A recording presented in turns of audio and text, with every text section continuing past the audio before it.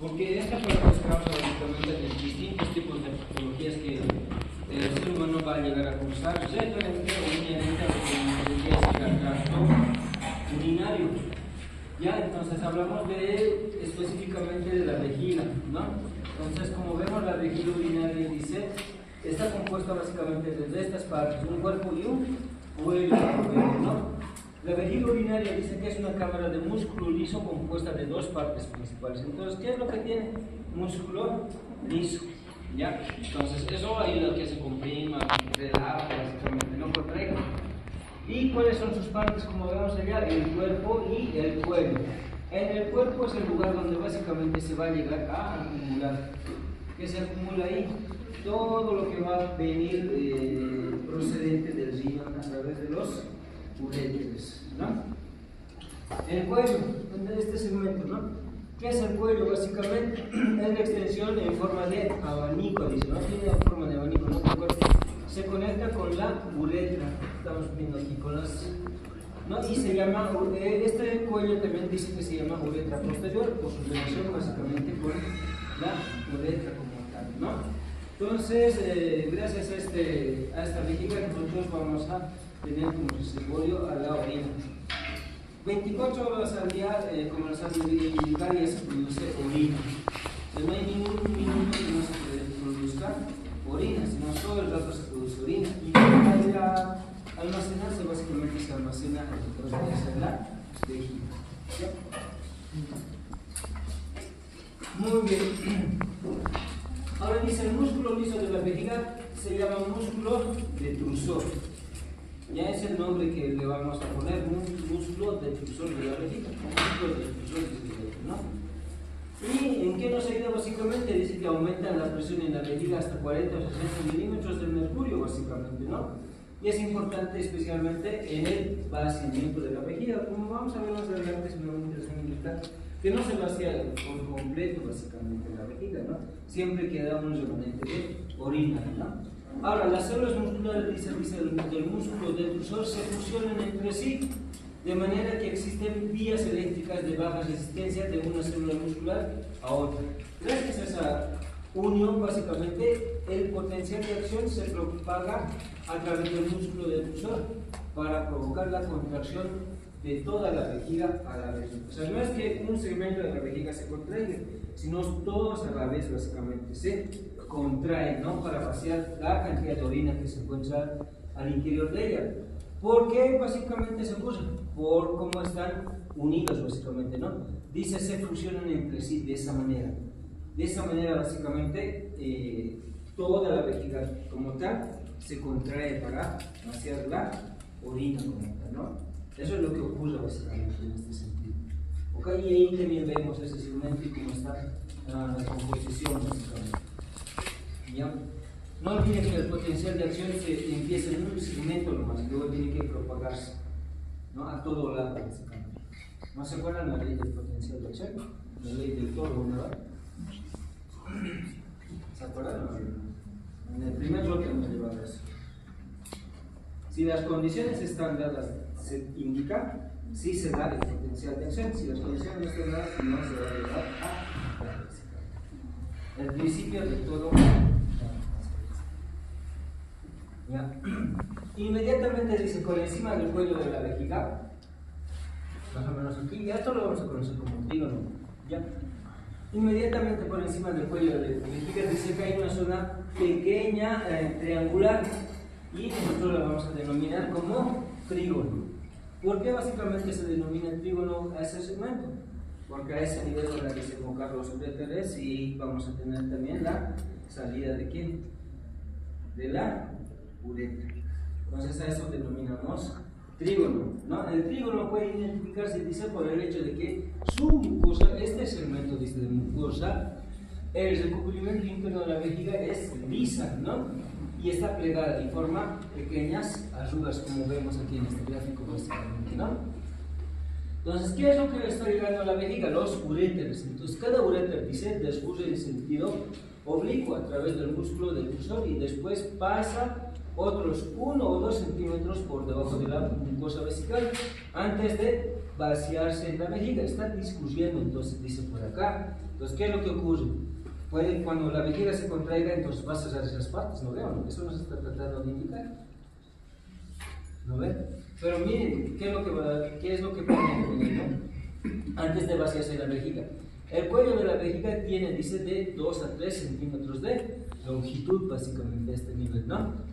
Se llama esfínter interno a esta parte. Su tono naturalmente tiene normalmente el cuello de la vejiga y la uretra posteriormente vacía la orina, ¿no? Esto impide el vaciamiento de la vejiga hasta que la presión en la parte principal de la vejiga aumente por encima del umbral crítico, que es este nivel básicamente. Y no está aquí en el texto, pero seguramente más adelante les van a decir a ustedes cuándo el ser humano va a tener la necesidad imperiosa para miccionar. Porque esto dice, según la anatomía, hasta 500 ml puede tener, 150 hasta 500 ml, vamos desde 300.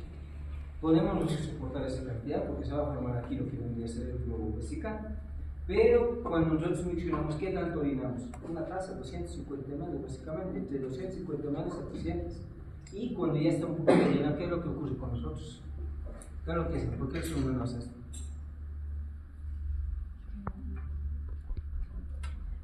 Como ella dice, está incrementándose la presión, pero está llegando tratando de aguantar básicamente esa presión para que no salga la cantidad de orina. Cuando realmente perdemos este esfínter, digamos, gracias a este esfínter, no lo vamos a ayudar a perder nosotros la cantidad de orina. Pero las mujeres, cuando ya tienen traumas obstétricos, después de 1 o 2 partos, con el segundo y el tercer parto, básicamente, porque a veces suele bajarse con la vejiga, ¿ok? Porque puja, ¿no? Puja, entonces va desciendo. A veces las mujeres pierden la orina con el solo hecho de caminar, reír, con el solo hecho de reír, básicamente. Manchan con unas 2 gotitas o 3, ¿no? Y eso ocurre básicamente porque esta parte ya no está tan firme, básicamente. Como estoy indicando, es gracias a este esfínter, básicamente toda la cantidad de orina no está saliendo, sino se está reteniendo. Y eso es básicamente gracias a nuestra voluntariedad. ¿Cómo nosotros vamos a querer orinar? Cuando tengamos una letrina, un baño, un urinario, básicamente. Ahí vamos a ir y vamos a orinar. Y va a haber algo placentero que eliminar básicamente la orina. ¿Qué ocurre en esas personas? Cuando hay lesiones, básicamente a este nivel ya no contiene desincontinencia. Puede haber lesiones ahí, hasta nerviosas, básicamente. ¿Ok? Eso llega a ocurrir a ese nivel, pero mientras nosotros podamos manejar y tengamos muy buena inervación, ahorita vamos a ver ese ciclo, ¿no? El ciclo de la elección. Nosotros podemos contener la cantidad de orina, ¿no? Entonces, digamos, en la noche puede que tú quieras orinar. ¿Cuánto ocurre con los borrachos, no? Piensan que van al baño y están orinándose donde se durmieron, ¿no? Generalmente es la cama, ¿no? Y en la noche igual cuando te das de cuenta que estás durmiendo y de por sí te das sueñas que estás yendo al baño y pues salen unas 2, 3 gotitas, digamos, ahí te manchas. Después te das de cuenta que estás durmiendo y ya, ¿sigues orinando o no? Si ese es el grifo. Cierras y de por sí te levantas y el mismo miedo te da, vas a orinar contenta. Luego te cambiarás, te haces lo que quieras, pero no lo haces completamente. Gracias a uno de estos, por eso dice, impide el esfínter interno, ¿no?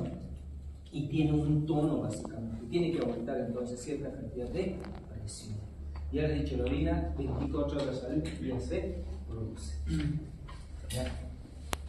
Sigamos con eso entonces.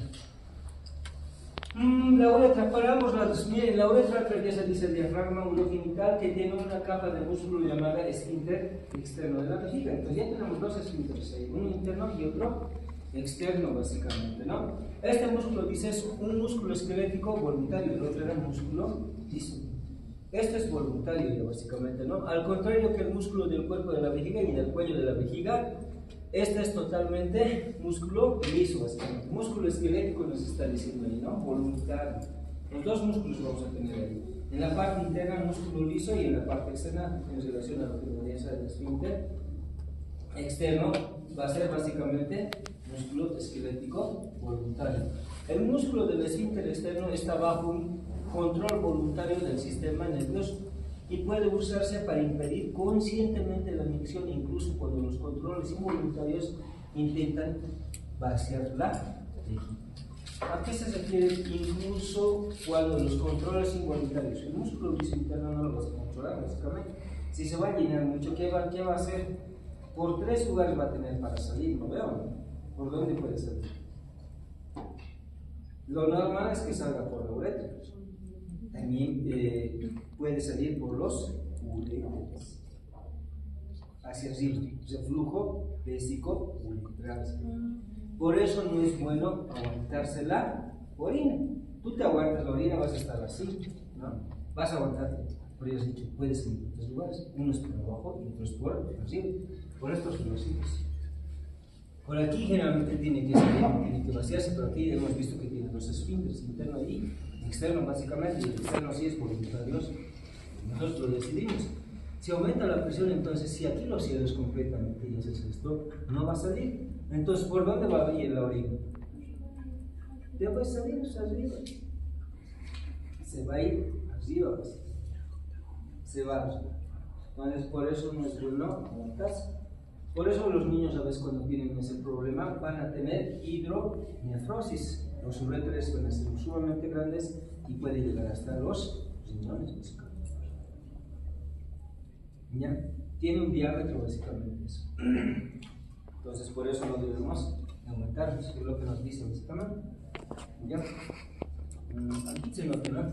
Sale por aquí y también por aquí entra, ¿no? Aquí se vacía. Entonces, si aumenta la presión, puede reducir la presión. Y hay grados para eso, ¿no? Más adelante en medicina interna se clasifica grados. Cuando lleven la parte renal, les van a explicar. Hay grados. ¿Ya?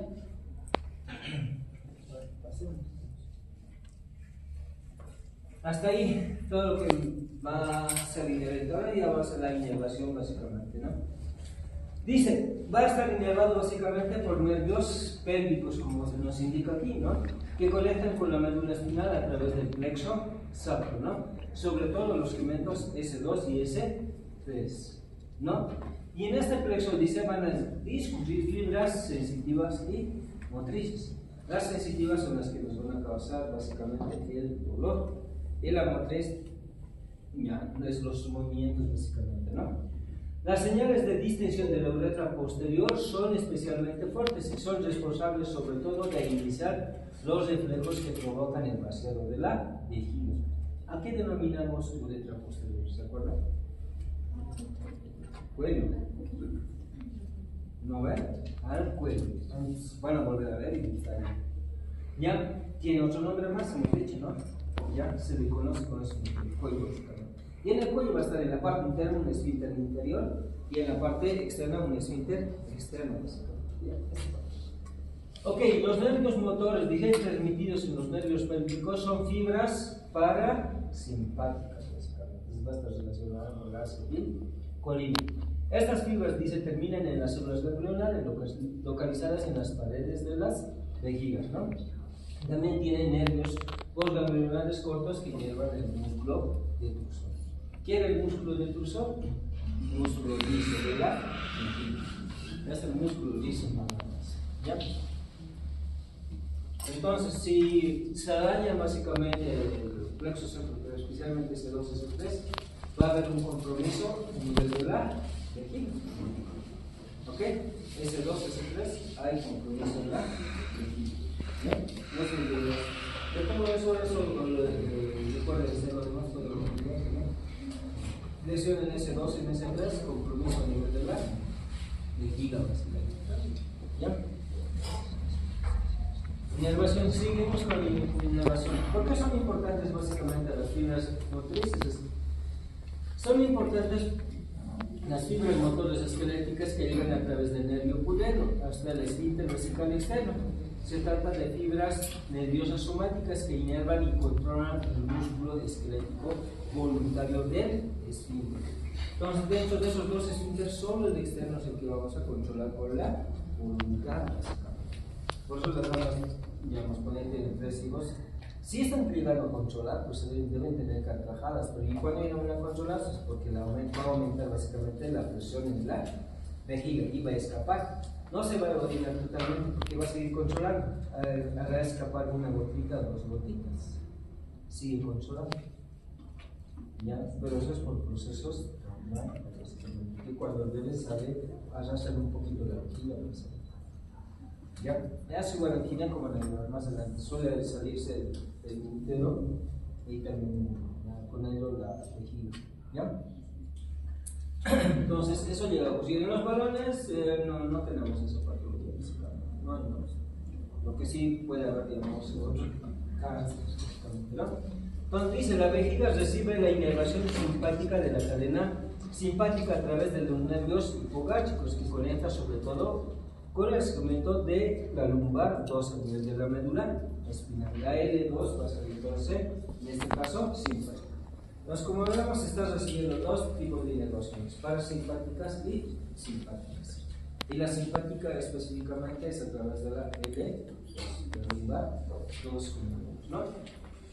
Las fibras nerviosas sensitivas también pasan, dice, a través de los nervios simpáticos y son importantes en la sensación de plenitud, o sea que está lleno básicamente, ¿no? Y en algunos pacientes de dolor.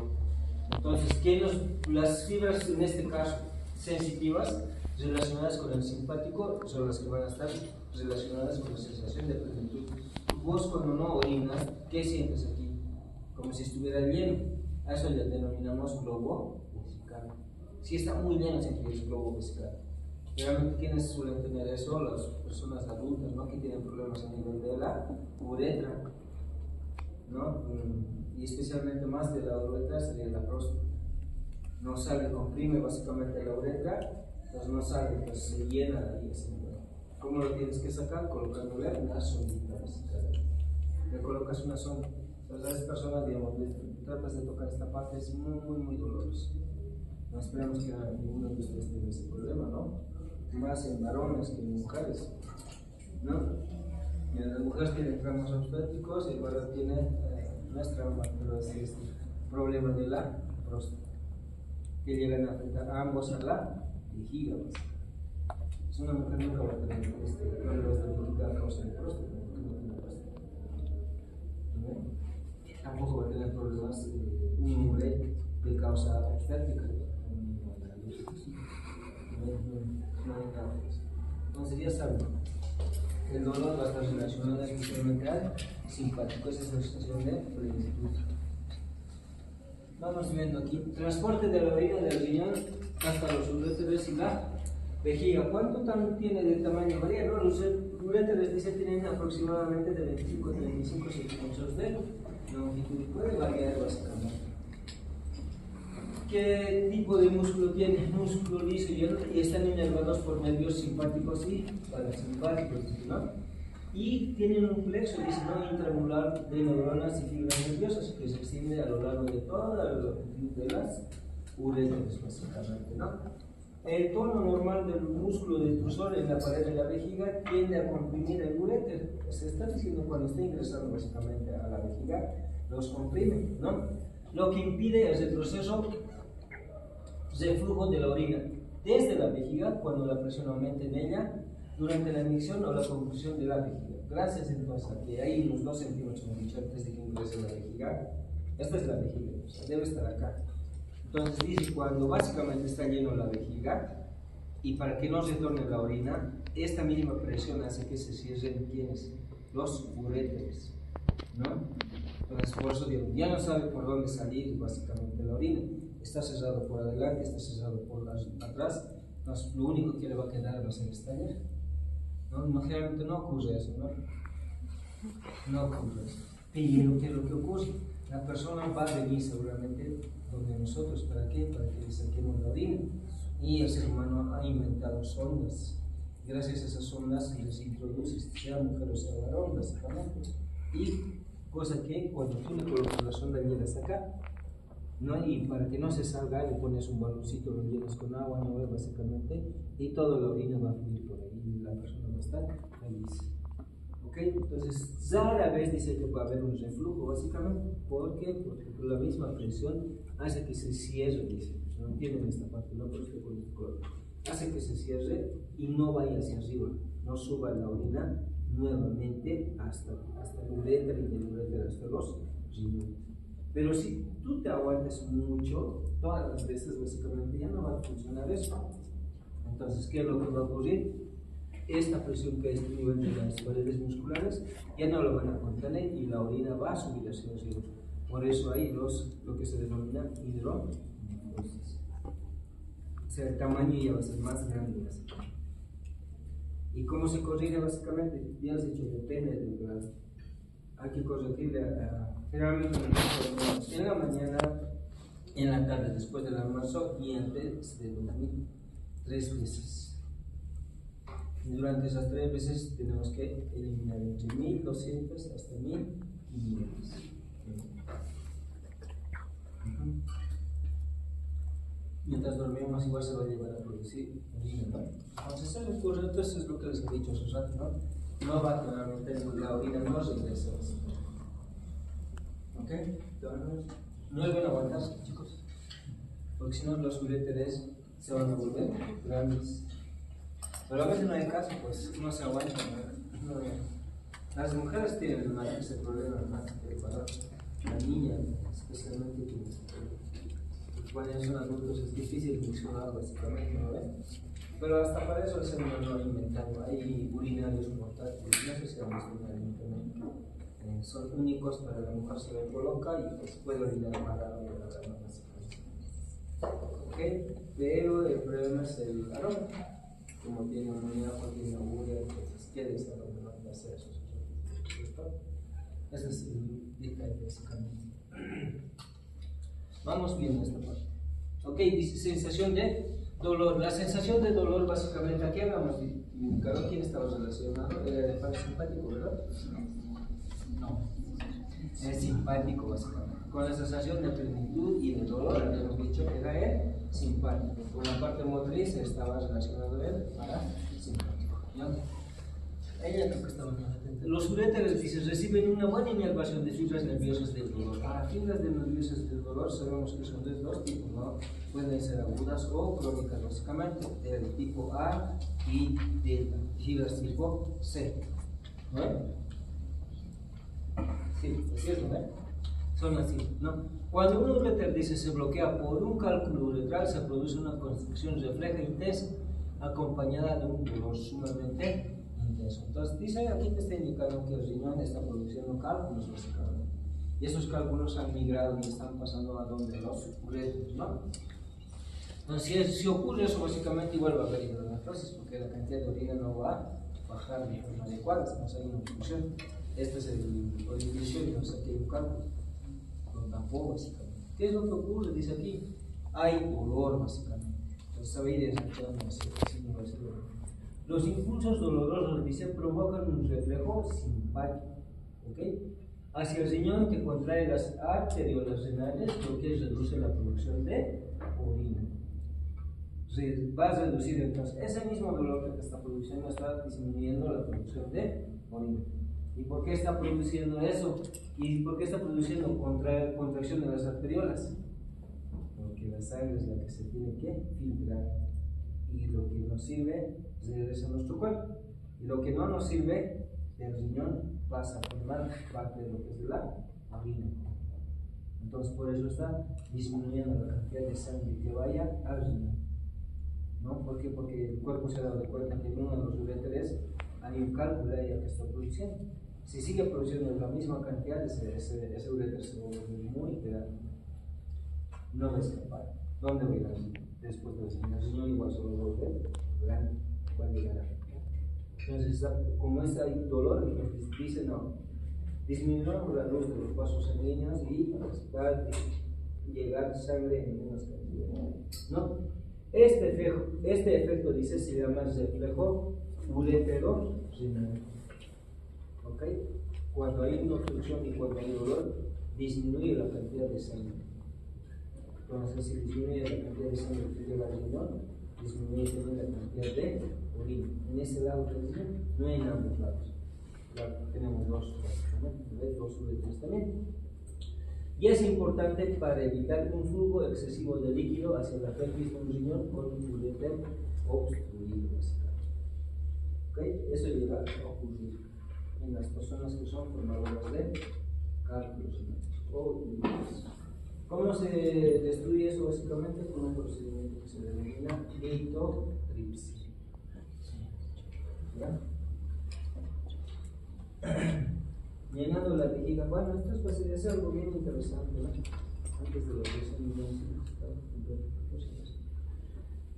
Aquí nos habla básicamente de presiones, básicamente, ¿no? Dice, cuando no hay orina en la vejiga, la presión intravesical es aproximadamente de 0, se supone que no hay básicamente. A todo esto se llama la medida de la presión, básicamente, y el volumen se denomina sistometrografía basal, básicamente, ¿no? Si es 0, entonces no aumenta, ¿no? Pero cuando se han acumulado, dice, de 30 a 50 ml de orina, la presión puede subir básicamente hasta 5 a 10 centímetros de agua, básicamente, ¿no? Volumen a este nivel, y aquí es la presión, ¿no? Y puede recogerse una cantidad adicional de 200 a 300 ml de orina con solo pequeños aumentos adicionales de la presión, ¿no? Por encima de los 300 o 800 ml, dice, la acumulación de orina en la vejiga provoca un aumento rápido de la presión. Eso es cierto, ¿no? Ahora, algo que les voy a indicar, que la vejiga nunca está vacía, siempre queda cierta cantidad de orina. Nunca está vacía. ¿Ya? Siempre hay un remanente. ¿Y cómo se explica eso? Básicamente es que todo el rato el riñón produce, porque la sangre se filtra 180 veces en el día. Entonces, por eso básicamente siempre va a estar lleno de volumen. ¿Okay? Ahora, ¿qué pasa con el líquido que nosotros consumimos? Rápidamente el líquido que ingresa, el líquido que tiene que salir.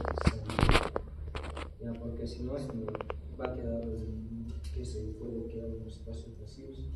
No es adecuado, ¿no? Porque tiene que haber una homeostasis. Si entra mucho líquido, ¿qué es lo que va a pasar en nuestro cuerpo? El soluto se va a disolver mucho más. No tiene que ocurrir, básicamente. No tenemos que mantener una osmolaridad de entre 280 hasta 300 miliosmoles. Tiene que ser, si tomamos líquido, tiene que ser líquido isosmólico, pero no ocurre eso, ¿no? Estamos de comer comida muy salada, y eso sí, pero después de consumir muy salado, ¿qué consumimos? Líquido con alta cantidad de azúcar, que es una necesidad también, eso se puede decir además. Es contradictorio, pero eso no es así.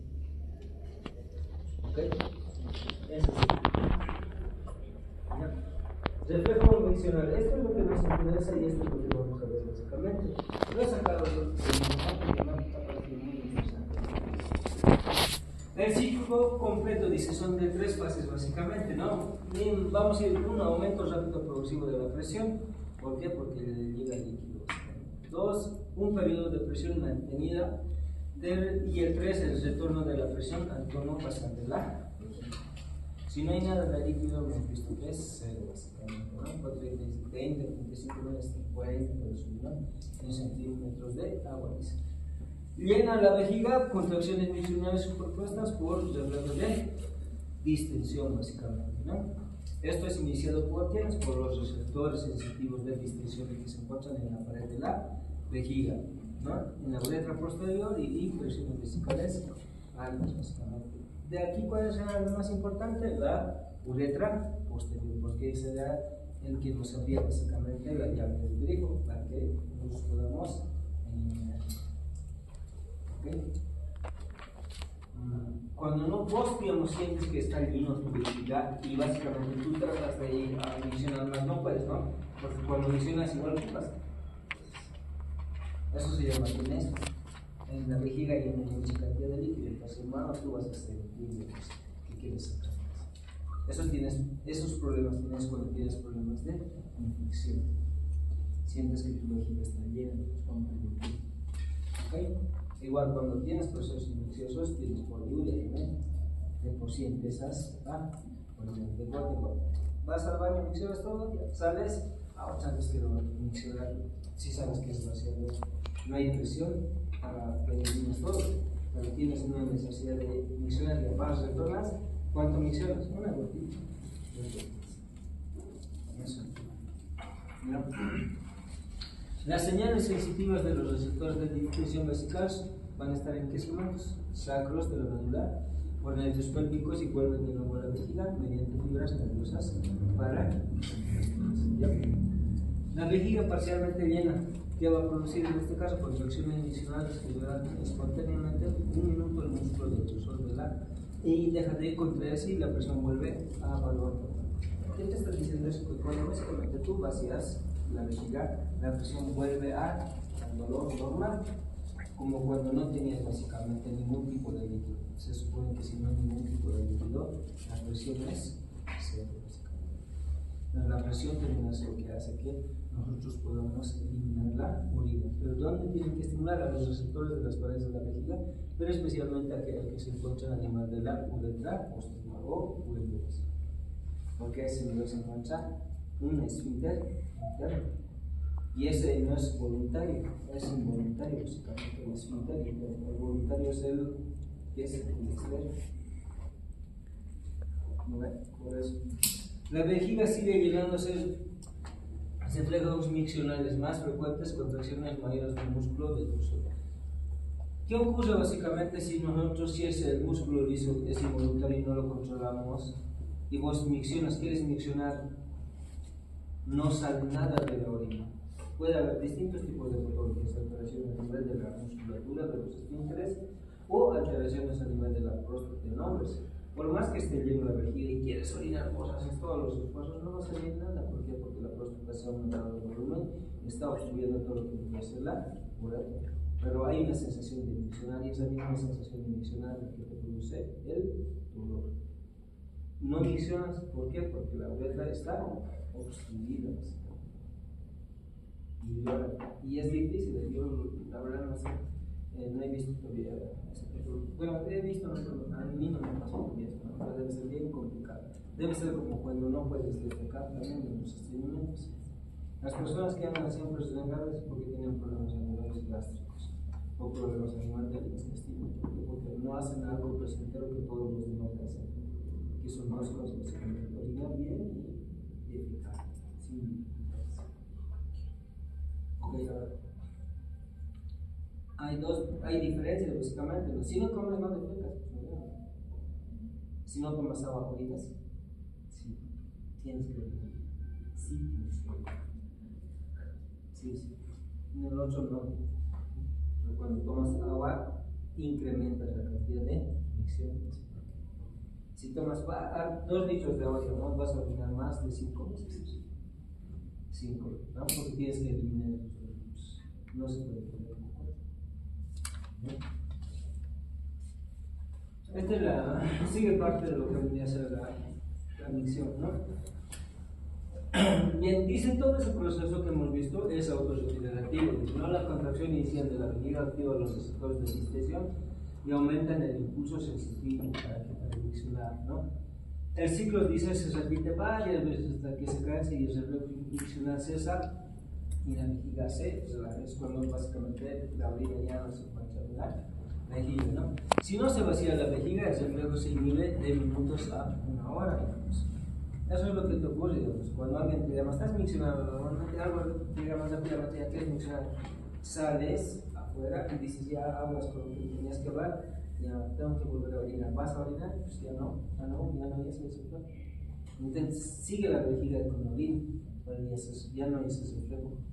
¿No? Entonces va a volver ese reflejo después de 1 hora, básicamente, ¿no? O minutos, básicamente. Si nos ponemos casi vamos a decir que ya.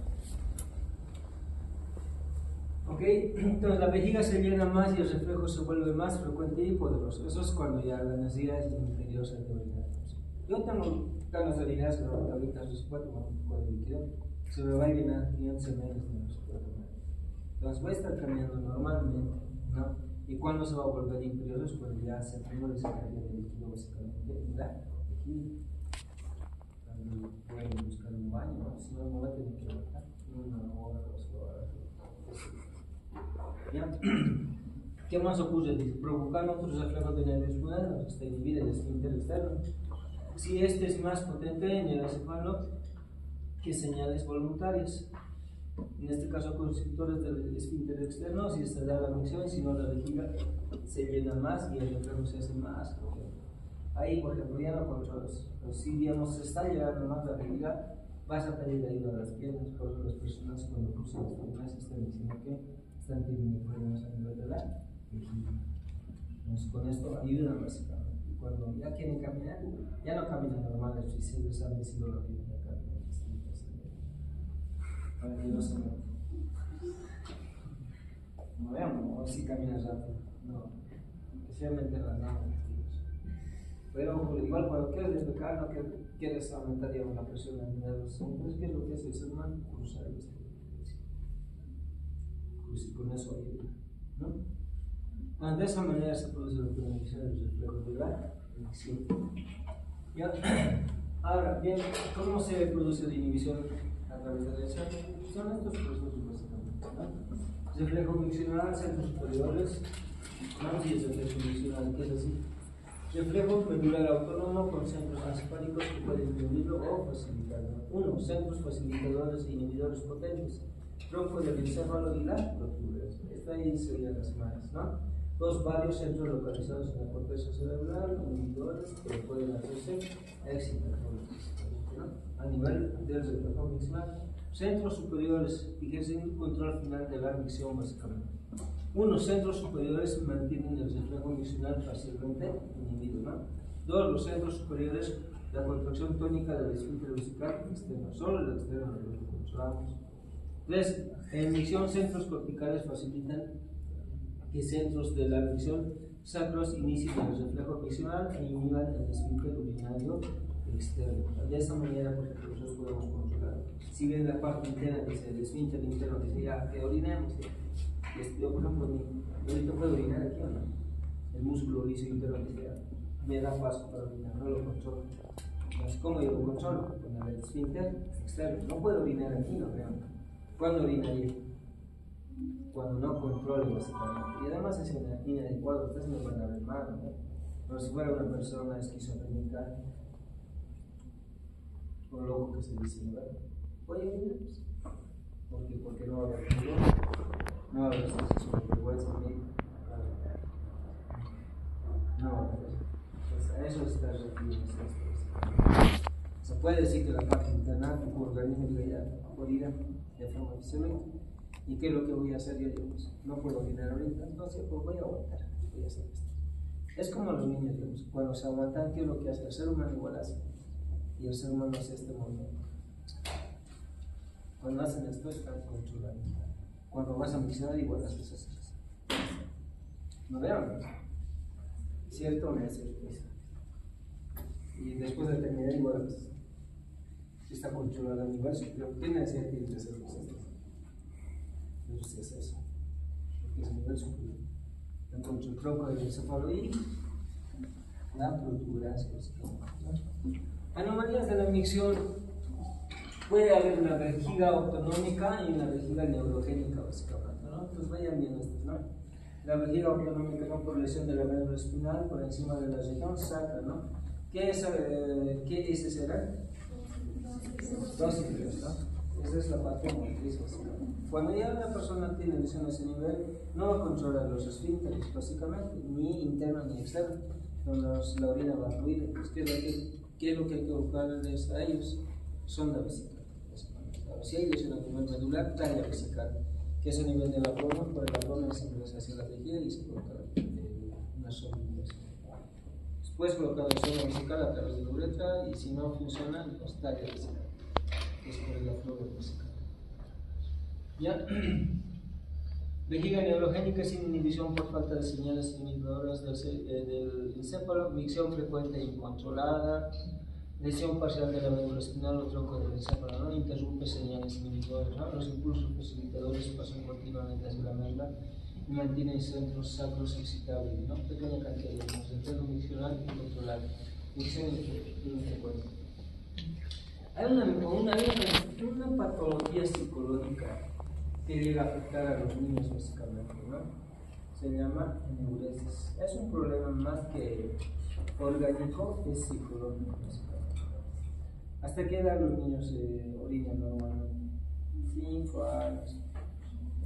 3 debe ser, ¿no? 3 ya dicen pipí. Ante los 3 utilizan pañalitos. Pero después tiene que decir pipí, ¿no? No va a orinar su cosito. Tiene que decir pipí. En años, digamos, cuando están durmiendo, por siempre ya la cama. Eso se llama enuresis. Son problemas básicamente psicológicos. Y hay que diferenciarlo de la nicturia, que es muy distinto, ¿no? Y bueno, cuando ya tienen más de 40 años, básicamente no es normal que nos levantemos y orinemos, ¿no? Si somos varones, porque eso puede ser problemas prostáticos y hiperplasia de líneas prostáticas. No hay que controlar, no es normal orinar para el lado de la noche. 8. La vejiga atónica, básicamente, no hay incontinencia debidas a la destrucción de las fibras nerviosas sensitivas. No van a sentir si la vejiga está llena o está vacía, básicamente, ¿no? ¿En qué patología sí es el estado dorsal y la vejiga atlética, ¿no? Ahora, esta parte, ¿qué son los diuréticos? Los diuréticos básicamente son medicamentos que nos ayudan en la elección, básicamente, ¿no? Promueven un buen índice de eliminación de agua y sales del cuerpo a través de la orina. Son utilizados para tratar condiciones como la hipertensión arterial, el edema y la insuficiencia cardíaca. Ya en ese caso, básicamente, hacemos uso de los diuréticos. ¿Cómo se clasifican? Las clasificamos así: clases de diuréticos, diuréticos de ácido. Hay muchos más, pero como ejemplo tenemos a la furosemida y la bumetanida, básicamente. El mecanismo de acción inhibe el ecotransporte de sodio, potasio, 2-cloro en el asa D, disminuyendo la absorción de sodio y agua, básicamente. El lugar de acción, asa D, ya este es en el asa D. No me dicen qué parte del asa D cae, ¿no? Porque tiene el posible de absorción regular.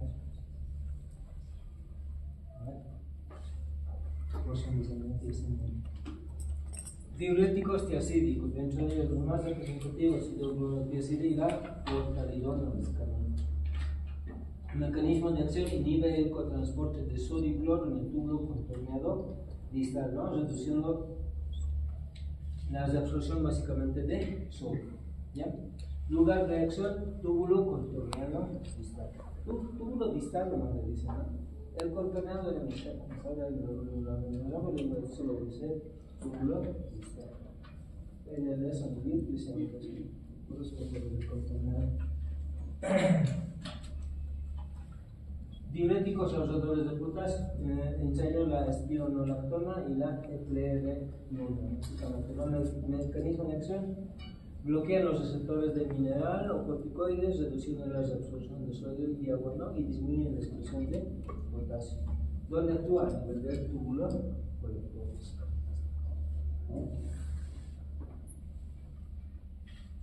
Diuréticos de peso molecular efectivo, en este caso va a ser el mannitol, ¿no? El mecanismo de acción: los absorben y secretan, pero aumentan el flujo de agua a través de los túbulos renales.